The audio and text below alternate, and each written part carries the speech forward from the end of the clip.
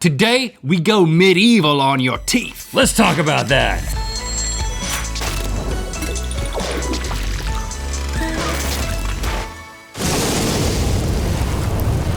Good mythical morning. First up, a reminder, this week only, we're giving away a trip to visit us right here at the Mythical Studio if you are the lucky winner to receive the golden tea of mythicality. This is it, the only one. Yes, go to mythical.store and look at the description for the silver GMM logo tee that Link is wearing for rules on how to enter. Mythical Beast, today we invite you to join us as we become medieval beasts. And I'm not talking about dragons or ogres or prairie dogs.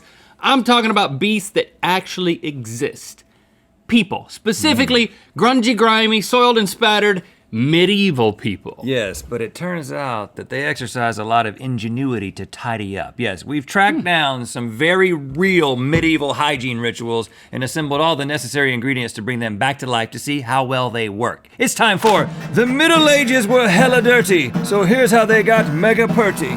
If you lived in Europe between the 5th and 15th century, your toilet was probably just a hole in the ground. And if you got sick, there's a good chance you used leeches to suck out your tainted blood.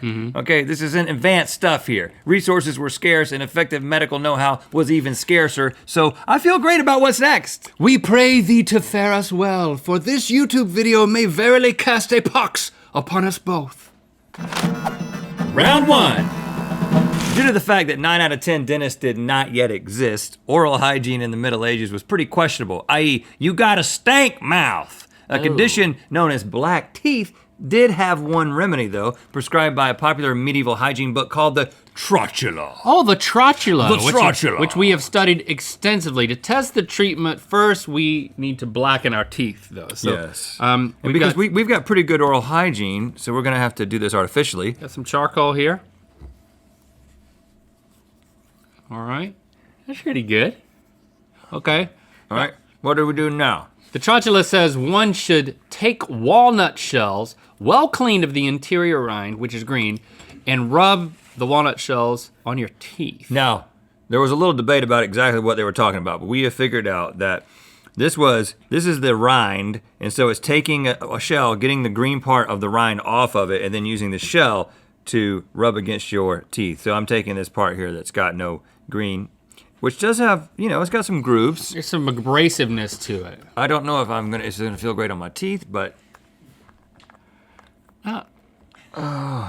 There's no way to get at everything. Oh. Yeah, My mouth isn't big enough. this is painful. I would have died in the medieval. He's a small-mouthed man. He can't fit a walnut shell in there. He's going to die of the black mouth. It's too small. It tastes. Look there and try. Laugh at him. Okay. Well, the Trotula also says that you should then wash the mouth with warm wine mixed with salt. Now we're talking. So we got some chalices, with warmed white wine, and then you're supposed to add a little bit of salt. So taking some salt, putting it in my wine, which I do frequently anyway. Yeah.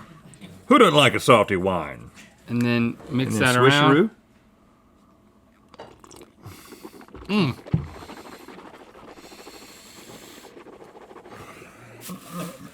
Okay. How's my teeth? You know what? They're looking pretty good. There's still a little black. I got some black. Up there, yeah. You get swish harder in the north area. Yeah. In the north, swish harder. Okay. And then finally, you finish by chewing on fennel, lovage, or parsley for fresh breath. So is this fennel, lovage, or parsley? I think it's parsley. There you go. We got plenty, man. I'm going to stick it in my small mouth. Woo! That is aromatic. You shouldn't swallow, right? It's just a garnish. How's my teeth now? Pretty good? All right. Yeah, you got some parsley in there, but the real test is the breath test. So let's eat each other's breath. I don't want to eat your breath. I'll smell it. No, let's eat it. Okay. Like, blow your breath at me. Oh gosh, that's just smell it, man. I'm tasting it. But the only way to taste my breath really is the 80% of the nose. 80% of smell is taste. All right, fine. Just Taste to smell. eat mine. There's something beyond. There's something beyond. Why are the you parsley. leaning back so far? There's something beyond the parsley that I think is from earlier this morning.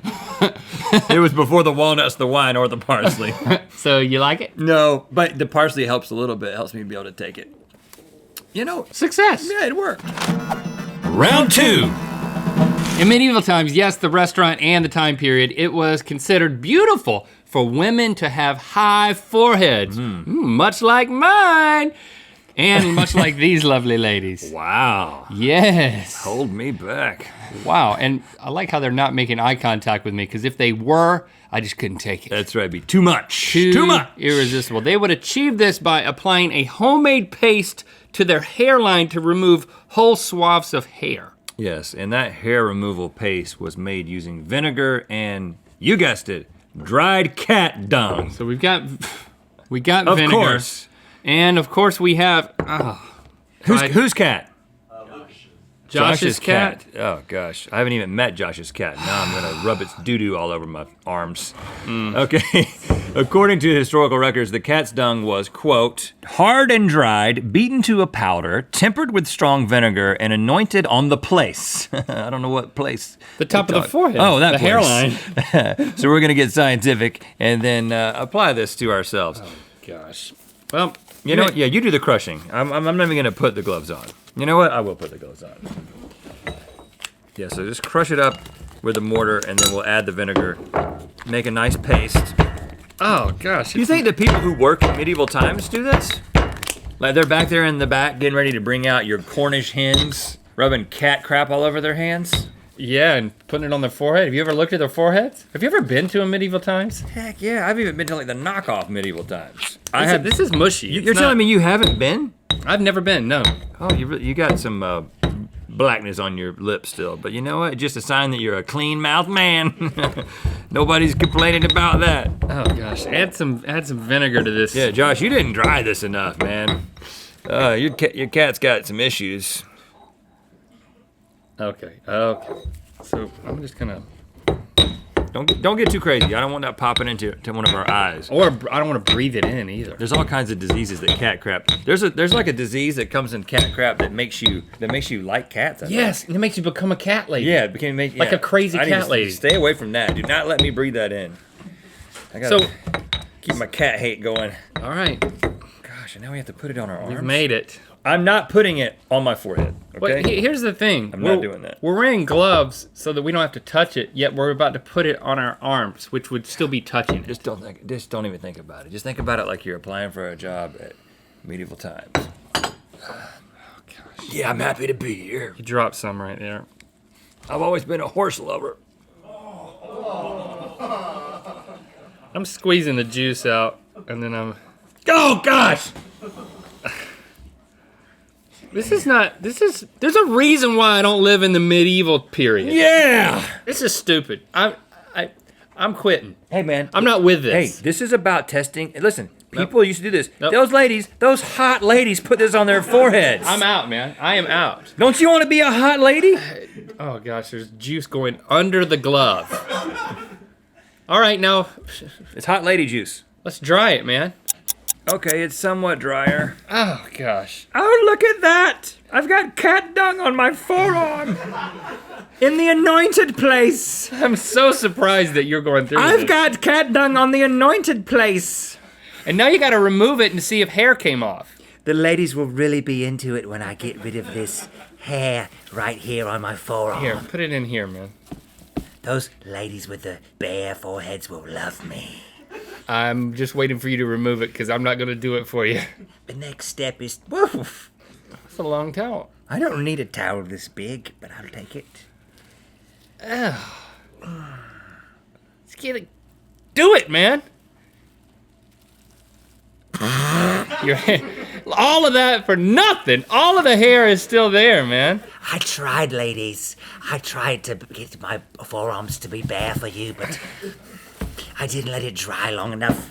Oh, gosh. Now I have a cat dookie rag.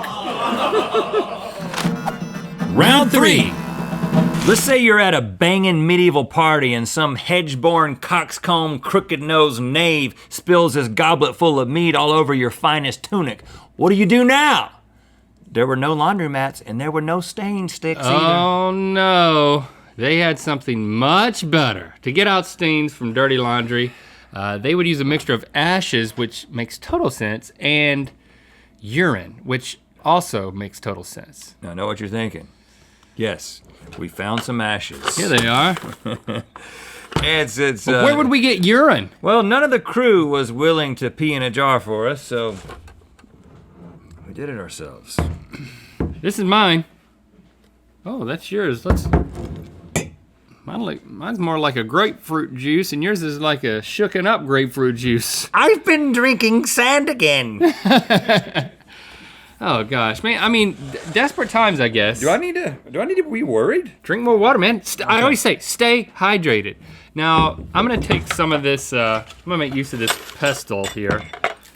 And I'm gonna grind up these ashes to where they're, Yeah, get them kind of fine there. you know, pharmacists do this. I doubt that any pharmacist actually does that. I bet you it's one of those things where, like, at pharmacy school, you have to take a whole class on, like, pestle grinding, and then you never use it, and you're like, why are we even learning how to do this? They don't do this. They just give you pills. You just count pills. I just need to take the pill counting class, and I can get out there, and I can do some drug prescriptions. Do some drug! Prescriptions. Okay, what ratio do you want to go? I have a feeling that mine is gonna clean better. I have a feeling if this worked, people would still be doing it. I should be gloved up as well. So we've got a little baby shirt here. Some baby's been into the marinara. No, My baby got in the briar patch. he's still there, but I got his shirt. Well, it's not blood. It's Yeah, it's sauce. just marinara. smells like cat poop. Oh, I'm sorry. That's just the cat poop. All right, what ratio do you want for urine? You holding your breath? A 1-to-1? Just do it because we're gonna hold our breaths for the rest of this. It's sterile, man. Urine's sterile. Oh gosh, it's so gross. Okay. I haven't smelled it yet. Don't mix those tops up. We wouldn't want that. Save some of that for later. Okay, so I guess we're just going to.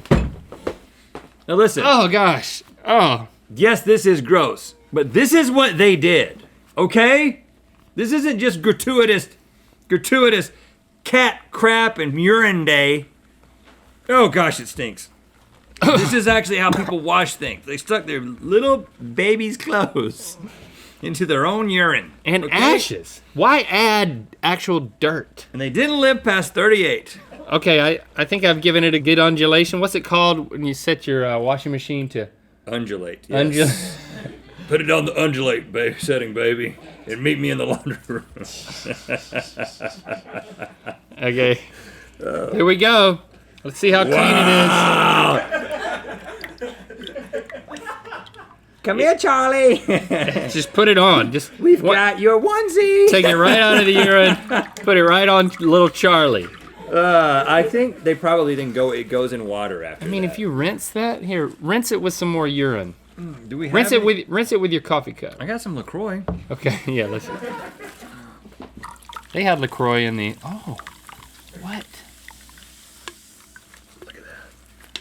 Well, even that one spot right there, Still has some. it still has Still got some stains. some marinara stain. Urine flavored LaCroix. Now there's an idea. They'd probably go for it. Okay, so what Natural did we flavoring. learn? I think what I learned is that I'm glad I was born in 1977. Oh man, me too. Actually, I was born a year later. Yeah, you were 1978. I'm overwhelmed with a sense of acute depression. That happens quite a bit. Thanks for liking, commenting, and subscribing. You know what time it is. Yar, I be Greg, and this here be me first mate. Hello. And we be at the Bristol Renaissance Fair. And it's time to spin the wheel of mythicality. There's cat turds all under that hat, all under that bandana. I know it! Click the top link to watch us make medieval lipstick out of sheep's fat. Good Mythical more. And to find out where the Wheel of Mythicality is gonna land. Get the limited edition GMM silver logo tee now at mythical.store. And check out the info on the product page to learn how you could win a once-in-a-lifetime trip to the Mythical studio.